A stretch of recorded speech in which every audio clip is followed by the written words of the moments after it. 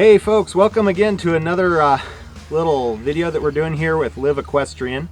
And of course my name's Teddy and we're at the V-Bar-C Ranch. This is my good friend Chris Bennight.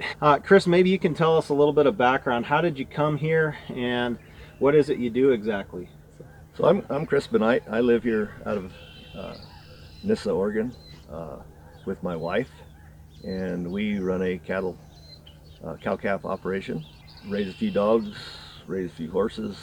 We are a mom and pop operation. We make a living mostly on the ranch. My wife works in town, but mostly she helps me on weekends and nights and evenings, and so she doesn't really get off work. She just comes home and goes to work. Goes to work at home. most of the time. Well, I came here, Teddy, in '91. And I was an aspiring rancher. First generation, I started this on my own from my grandpa from back when he was running cattle in Oklahoma. But we never had cattle when I was growing up except for bottle calves or whatever. So I started working on ranches and decided I wanted to do it for myself. And so in '91 we moved out here because we could afford a place out here at that time, and you can't hardly afford it nowadays because of the way land prices have gone up and whatnot, and it's hard for a young guy to get a start. But we lucked out and we're in the right time and the right place to find this place, and we wanted something that we could actually make a living on. Even back then it was kind of hard to do.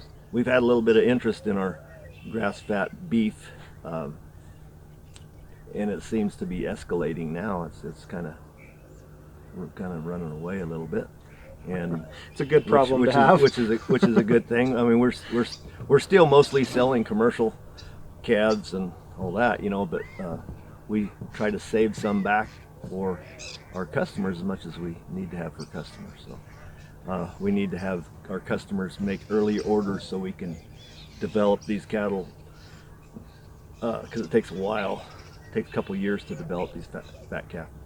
We run cows out on BLM ground on 28,000 acres in the summer.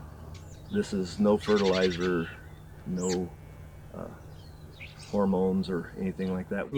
I've been out here for a couple days helping out with Chris, and I come out here every once in a while. I notice that, Chris, you kind of have a way of blending modern methods of doing things with more traditional methods, and that's kind of where the horsemanship comes into play. Right. Because you'll be out there on a tractor feeding, you use your shark cage that helps protect you as you're working with the calf, and also keeps the cow close to the calf, so there's not a lot of stress going on there.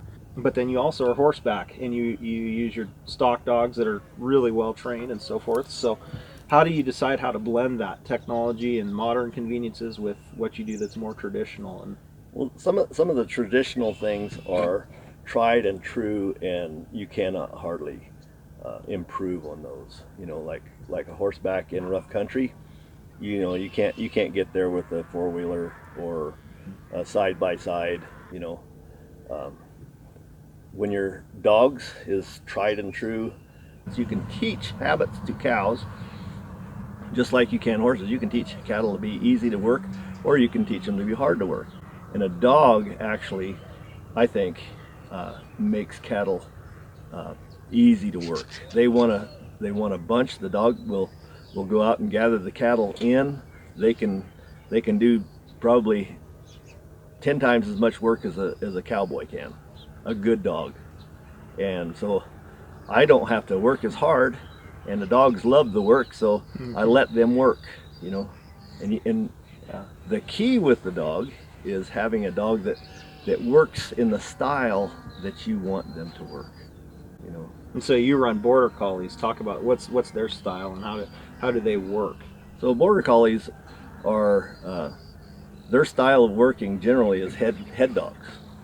And head dog gathers cattle in, and the cattle, if they're in a tighter bunch, they're easier to handle, easier to guide where you want them to go. I think sometimes people have in their mind that you get a dog around cows and they just want to chase everything, but you know, when you're working your dogs, a lot of it's really slow and methodical, and then there'll be that cow that turns on them. And They need to use enough pressure to teach that cow to move off of them, and that's the whole key. This is pressure and release. Yeah. And this is the same thing we do with our horses, we do with our dogs, we do with our kids.